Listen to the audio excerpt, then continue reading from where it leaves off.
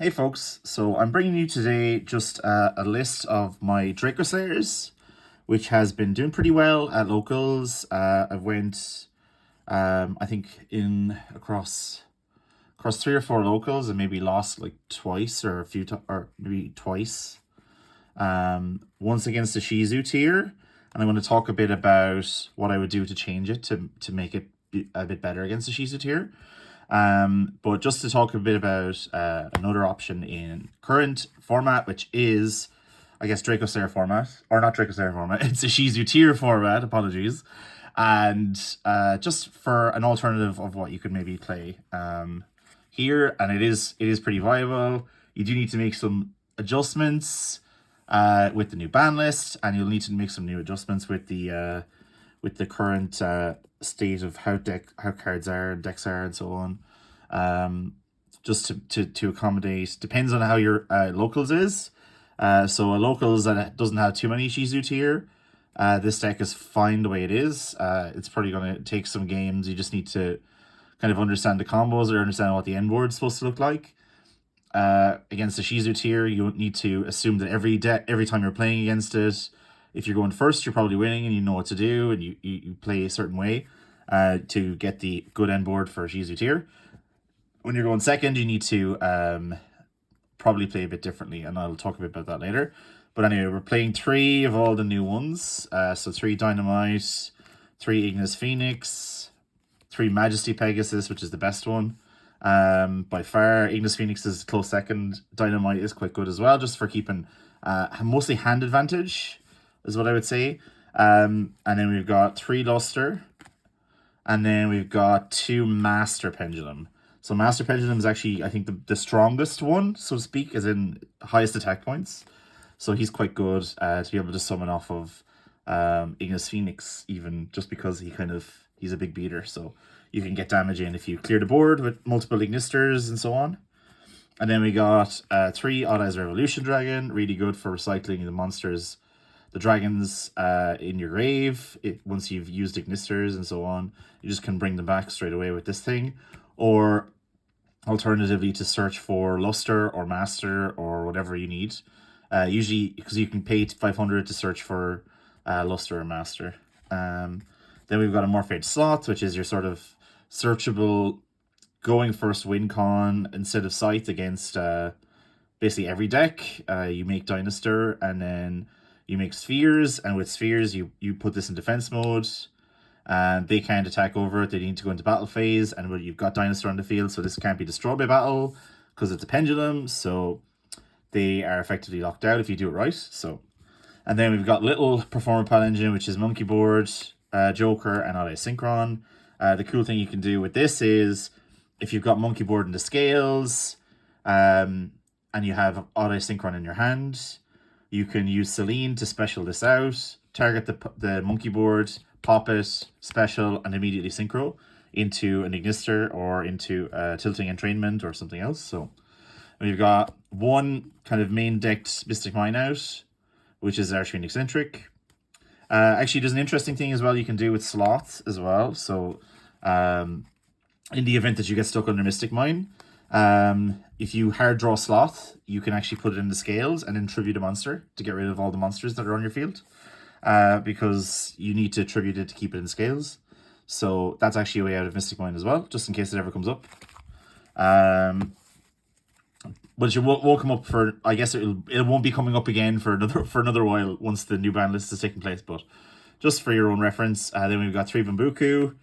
Bambuku searches the new Majesty Pegasus, which is always considered a Magispector, so it's quite good. I like it a lot just for that reason.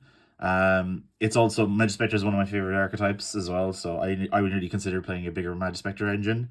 But for the moment, it's just these guys, so that's the way it is. And cool thing about him is cannot be destroyed by opponent's card effects, and cannot be targeted, which is quite cool. So no imperms. Imperms do not work on that card.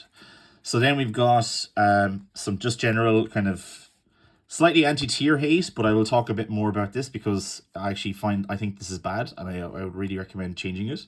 So we've got 3 Magnamos and 1 Druis Worm. So Magnum Mode obviously searches dragons. A lot of the extra deck guys are dragons. Otta's Revolution Dragon's a dragon because his name is, he's a dragon. It's in his name.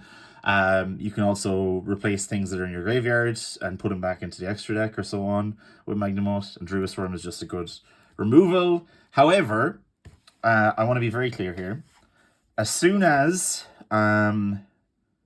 it's game 2, if you're playing against a Ishizu Tear, keeping these in is a horrible idea, because what they do with the Ishizu Tear is they will mill you out with the Kelbecks and the Guidos. They will mill 10 of your cards, and if they mill one of these Magnamotes, they will bring it back with Dark, use its effect, make Sprint, and send. So this is a terrible, terrible card to have in your deck for Ishizu Tear. So my alternative recommendation would be actually to swap to the less useful ones. So I would consider swapping to 3 Saronir and 1 Druid Swarm, or reduce it to 1 Magnamote, 2 Saronir, and 1 Druid Swarm. Something like that. Basically reduce the ability for them to be able to mill your Magnamote and then use it against you, essentially, because it's actually a really, really bad thing when it happens. And you got to bear it in mind as well. Obviously, Magnum Mode is quite useful. It's good to be able to search it off or special it off spheres in some situations as well. So it is kind of worth running 1. But I would maybe consider treating it like the opposite, which is running 1 of it and running 2 or 3 of the others, instead of running 3 of this and then so on. Because logically, it makes sense for them to try and mill you out, because the Pendulum deck obviously doesn't want to go to grave. So they will try and mill you out. If they mill one of these, you're screwed. So just bear that in mind. I really, really recommend, if you're considering this deck or even any deck that's kind of a counter pick to Ishizu Tear, you need to think about what you're going to put in instead for your Bystials, because Magnum Mode is not a good option in most instances, because they will use it against you. So yeah, then we've got 3 Fenrir. A lot of the times it can actually devolve into Fenrir control. This lets you pick off bit by bit what's on their board, because you're usually trying to end up with Necro Valley in the field spell zone and a Fenrir on the field or something like that. And it's a level 7, so it's quite cool. Just generally a good card, can search for itself. Gives you discard fodder for Majesty Pegasus as well, so we take those. And then we've got our field spells. So we've got 1 Sky Iris, 1 Necro Valley, 2 Mystic Mine. So Mystic Mine's still legal at this point in time in life. However, I'd probably consider changing this to maybe either Secret Village or you can consider either Secret Village or maybe Zombie World or something else like that. Or we just need to kind of reevaluate what makes sense in this deck.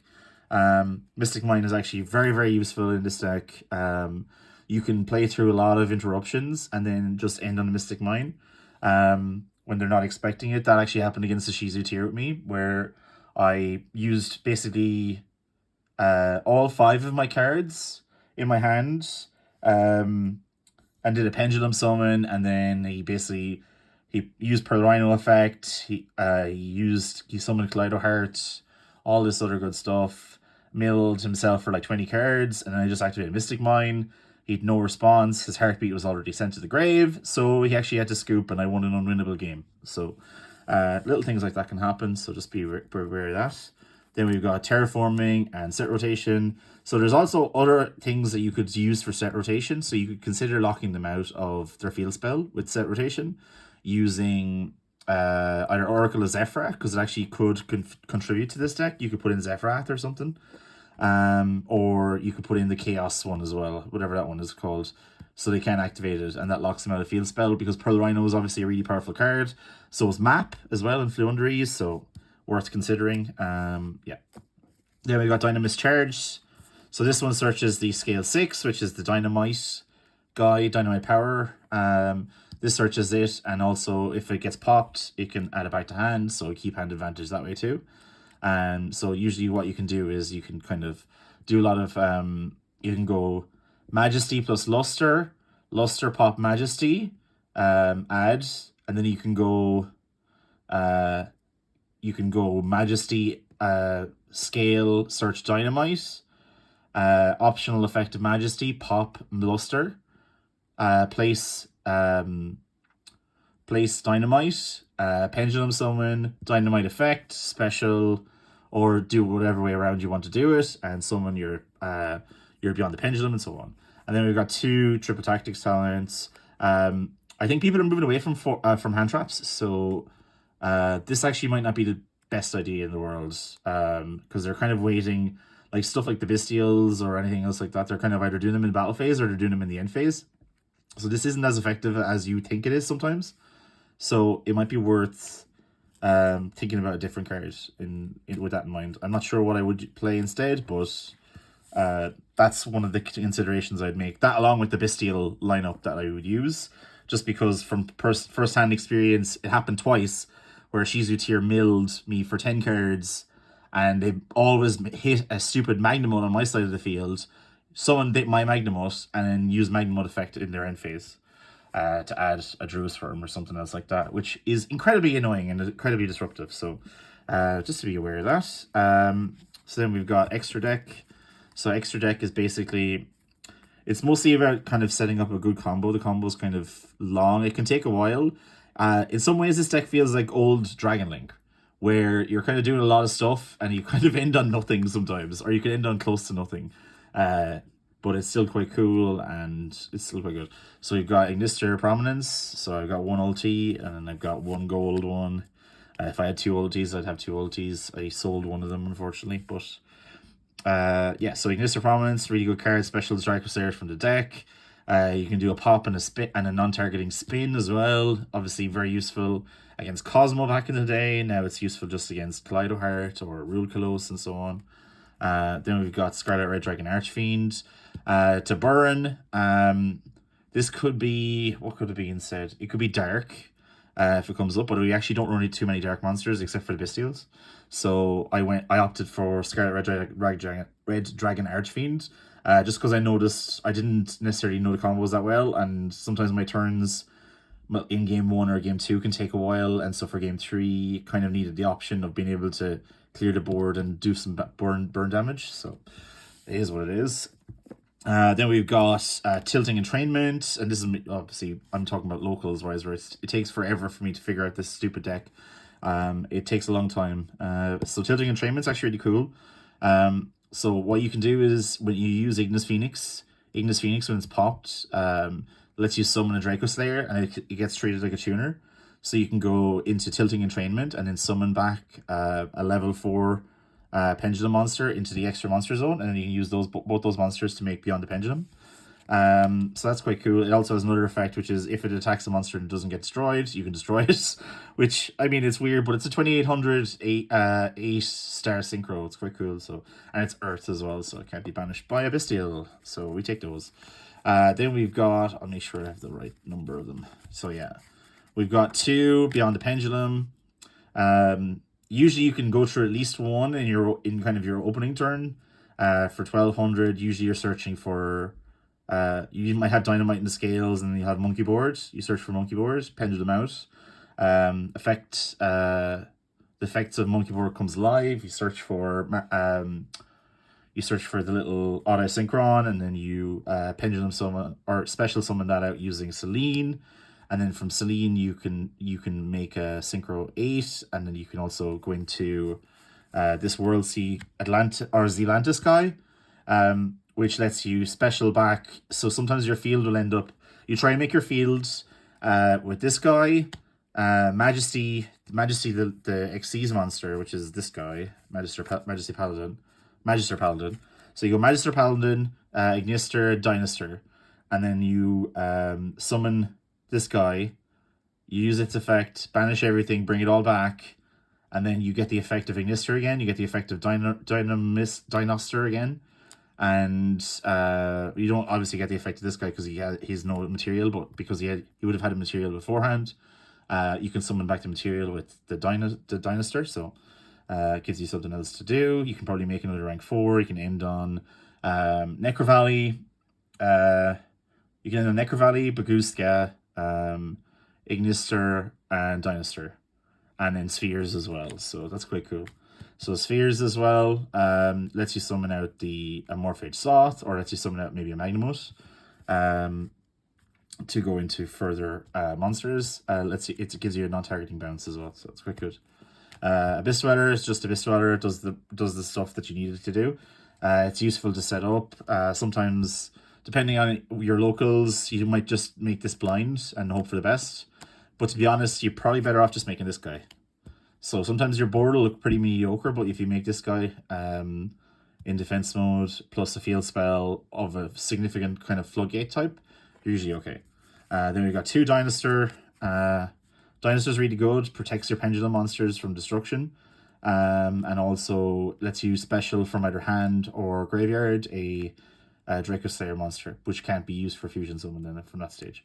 And then finally we've got Big Boy Zeus. Big Boy Zeus is Big Boy Zeus. He does Zeus stuff.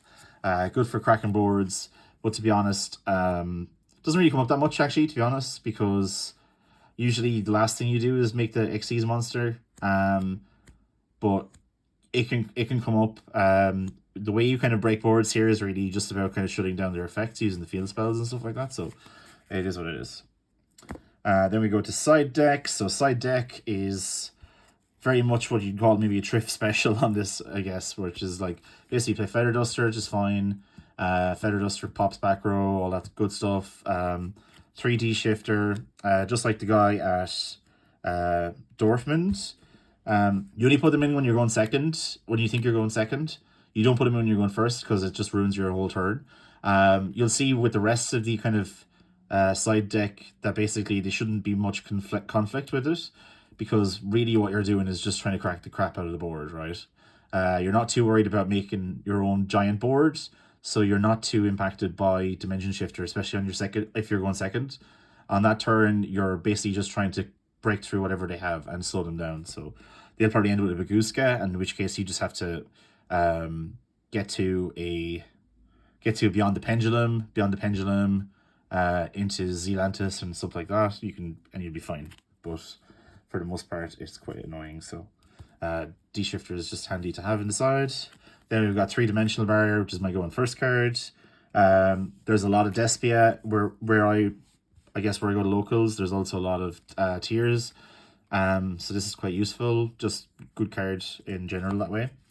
And then we've got Zombie World, which is mainly for Flunder.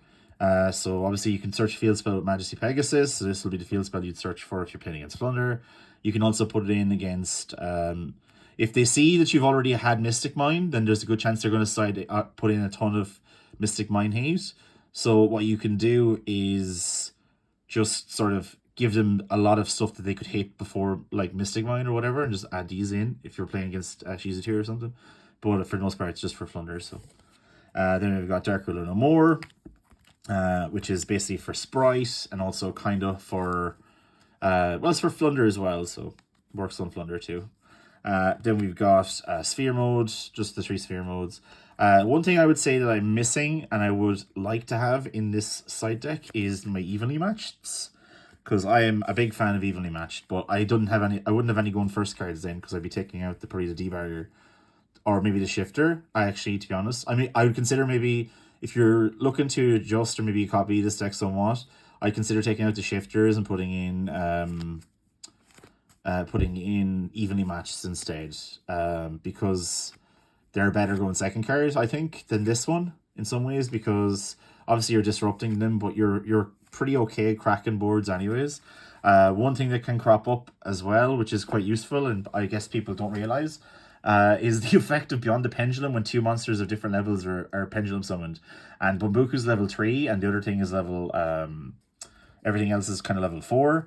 And there's so many times where I summoned Bambuku plus another different pendulum monster and basically popped 2 of their back row. Very few people are playing counter traps that stop summons and stuff like that, so it actually works out pretty well. In general, so biggest recommendation to make from this deck is consider changing the Bystial lineup. Do not try and have too many Magnamuts. Maybe aim for Sireneer or something else that's maybe less impactful if it's getting used against you. So I would say maybe even Druisworm actually, because I think you get the effect of Druisworm if it goes to your grave. So make it harder for them to use your monsters to make sprint and so on, right? There's very few targets for that. Or just consider taking out the Bystials if you're going second against the Ishizu Tear. I know that sounds really, really contradictory, But honestly, it's sometimes better because they will try to mill you out like crazy. And then other thing is to try and fit an evenly matched into the side. And finally, to find replacements for what Mystic Mine is played, or Mystic Mine that's played in this deck. Maybe it means more Necro Valleys, which could be fine too. I would say probably Necro Valley would be a good one. What else? Yeah, Necro Valley, maybe Secret Village as well, because there's a lot of times where you will end up making... was it Beyond the Pendulum is a spellcaster as well? So Beyond the Pendulum is a spellcaster, Celine's a spellcaster. That's it though. So it might be a bit risky, but you could be all right with it. You could survive just off of that, because Secret Village is obviously really annoying if you're going first and you're able to get it off, because they can't really do anything and they need to attack over whatever you have, which is probably impossible if you've got, even if you've got like Beyond the Pendulum plus Baguska, they can literally do nothing. That's like, they have 0 plays at that stage, so worth thinking about it. I'm not sure what other recommendations I'd make, but hopefully you've all kind of learned something. So generally, matchups wise, this does pretty well against most things. What I will say is, because a lot of the cards are shiny, I noticed that it's incredibly clumpy as a deck, as in you draw a lot of the same cards together at the same time. Like you'll end up with maybe multiple Majesties or multiple Ignis Phoenixes and so on, and that can be really annoying. But in general, it's a really fun deck. It does allow you to play against the Ishizu Tear pretty well. It has a good matchup against things like Branded Despia, Branded Bystial. Very little things go to grave. Anyone who's kind of main deck in Bystials, for the most part, unless they're milling you to, or unless they're milling your cards to your grave, they are not getting the full impact of Bystials, except for Odd Eyes Revolution Dragon, which you just need to be aware of. So if you suspect that they're playing Bystials, maybe consider trying an alternative way of using your Odd Eyes Revolution Dragons. But the deck is quite complex. I don't recommend anyone go buy a spreadsheet, but maybe it might be worth doing it, to be honest, for this one. It can be quite useful. I know people play it in a very different way. You could probably put in something like Titanic Galaxy as well. That might be another option, just so you have a spell negate and also a monster attack director. But in general, this kind of, the deck is pretty versatile in terms of how it plays. Has a good turn 1. You just need to think through your plays sometimes, because you'll end up with just a weird disjointed board otherwise. But it's really fun. It can probably pretty easily get you like top 8. In order to cinch a win, I would recommend making some slight changes, such as the Bystial ones that I recommended before. So yeah, at the moment it's basically it's one of those decks that's kind of, I guess, built to top, but maybe not to win right now. So with your help, I'm sure we can figure out a way to get it to be a winning deck as opposed to a topping deck. And yeah, that'll be all really, and don't forget to like, rate, comment, subscribe. The subscribe part in particular, and also the comment part. I like responding to the comments on this stuff. I like thinking about what you could do instead with this deck. I think maybe harmonizing Magician might not be the worst idea as well. I like the idea of playing Barone. I played Pendulum Magicians at Nats this year for Irish Nats. It did okay from a Pendulum deck where Anti-Spell was running absolutely rampant against Branded Despia. And I got anti-spelled a whole lot, and I still did okay, I think. But it's just worth kind of bearing in mind. It's fun deck. The fact the loss of Mystic Mine is pretty a big one, to be honest, for this deck as well. Because you can keep recurring the resources with Majesty Pegasus even while under Mystic Mine, and that means you can be way up on card advantage. You can out advantage your opponent even under Mystic Mine, to the point where they're not, they may scoop even if they do have an out. You'll still be up on card advantage unless they can OTK you. So we'll figure it out, and that's about it.